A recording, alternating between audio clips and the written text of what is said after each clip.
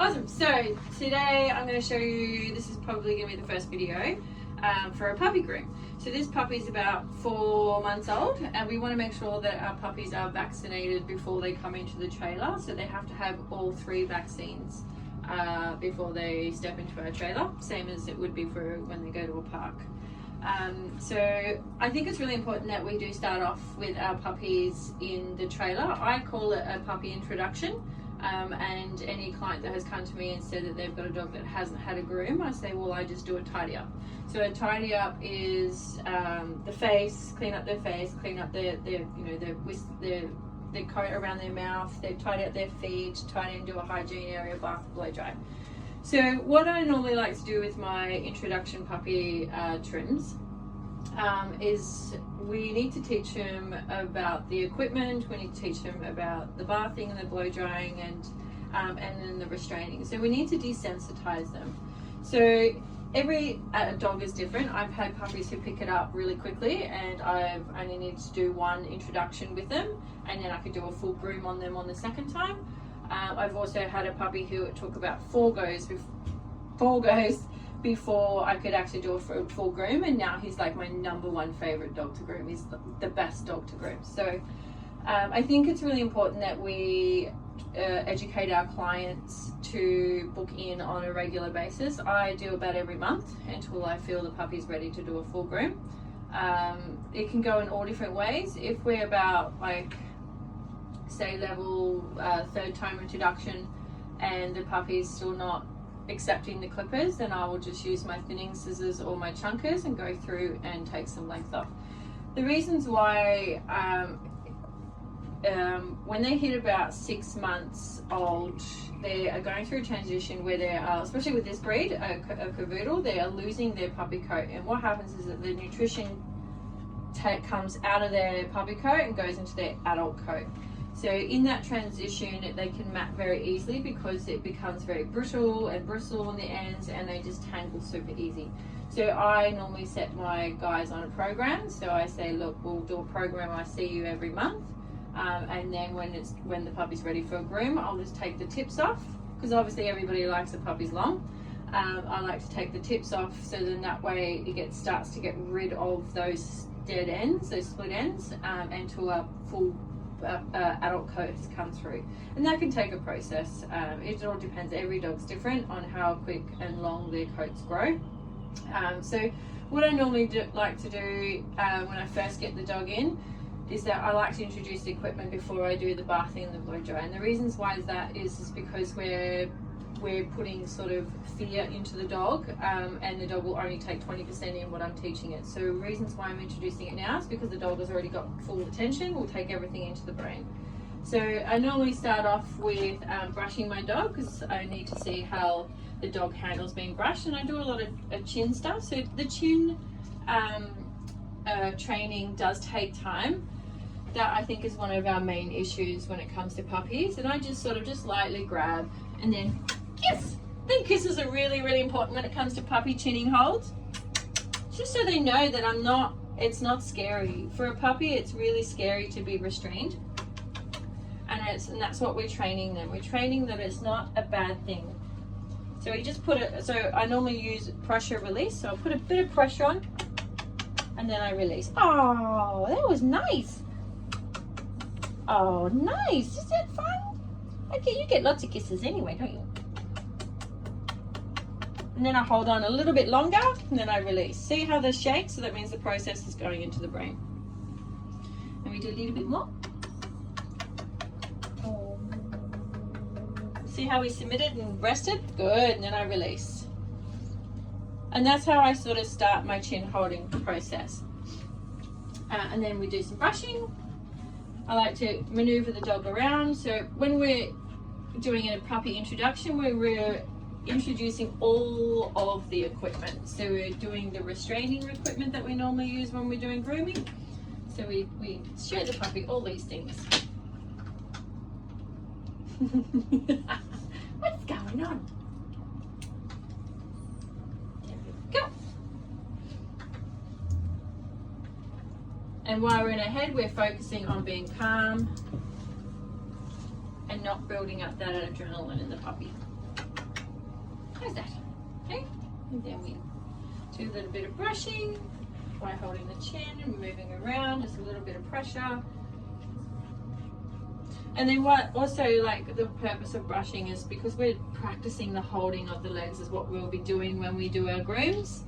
And this is what's really important about our puppy introduction, is that we're teaching the dog that these are the specific holding requirements that I require from you. If the dog is curious, I always give in to that curiosity.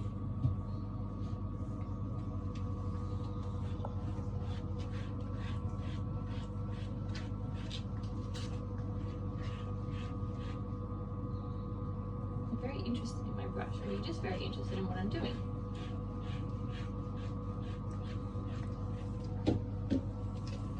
Having the head up high also encourages courage in a dog. Makes him feel proud. And I practice, when it comes to scissoring the eyes, I definitely practice sleepy eyes. Sleepy eyes. Sleepy eyes. Good. Good.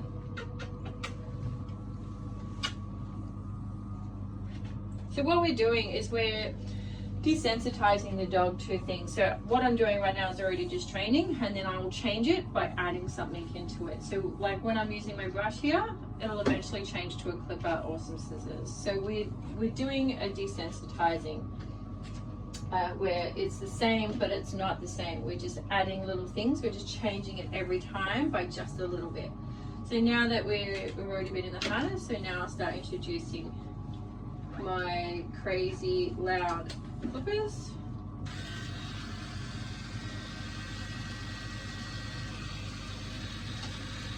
Distraction, remove that distraction. What is it? This is why curiosity is really huge to be encouraged. So then I'll pat the dog. So what I've done is I've introduced the sound. So now I'm introducing the feeling and the sound. So touching the dog. So I think the dog was pretty comfortable with the sound and the feel of me touching it. It doesn't really acknowledge it at all. See how I'm not gentle either? I'm not rough, but I'm firm. And then I'm bringing the sound closer. And it's almost like when then we pat the dog. See how the dog was going away, then I took the pressure off.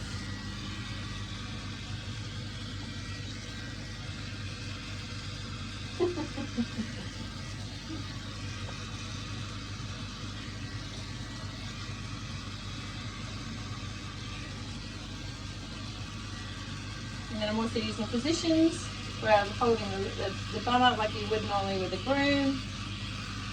See how now she's distracted by something else. That's great. That means she's pretty much accepted the fact that that's noisy.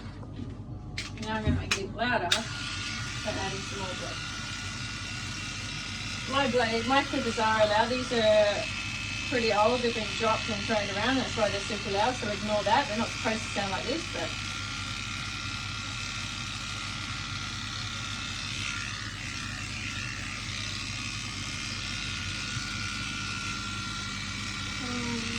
good job.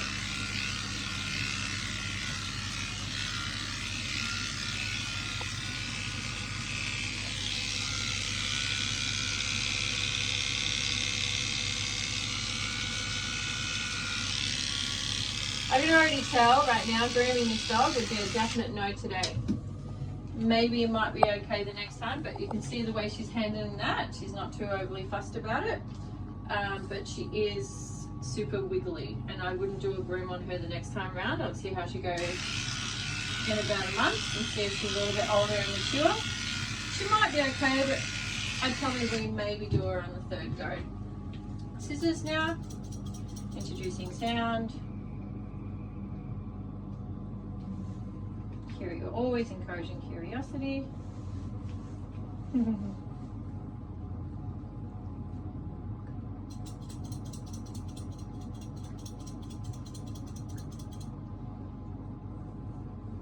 Like, it takes time to do these puppy introductions. It normally takes me about 2 hours.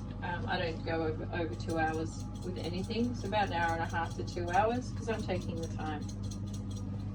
I don't spend too much time doing all these puppy training in the beginning, just because it's just more of me introducing it to the dog, not getting what I want, as in pushing it until the dog is used to it, because it takes time. It takes a process for the brain to go through, but all I'm doing today is introducing the sounds and the stuff, and then the body handling. I'm touching the body while making the sound, and that's the whole purpose of really the first one, and then we're introducing the holding of the chin.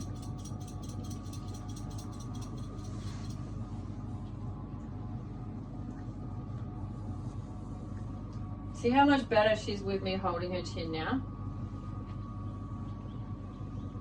And it's quick releases, quick pressure, quick out, in, out, in. See how she's now keeping still, considering the first kiss that I originally did to her? See how, that's amazing. That's such a really good demonstration.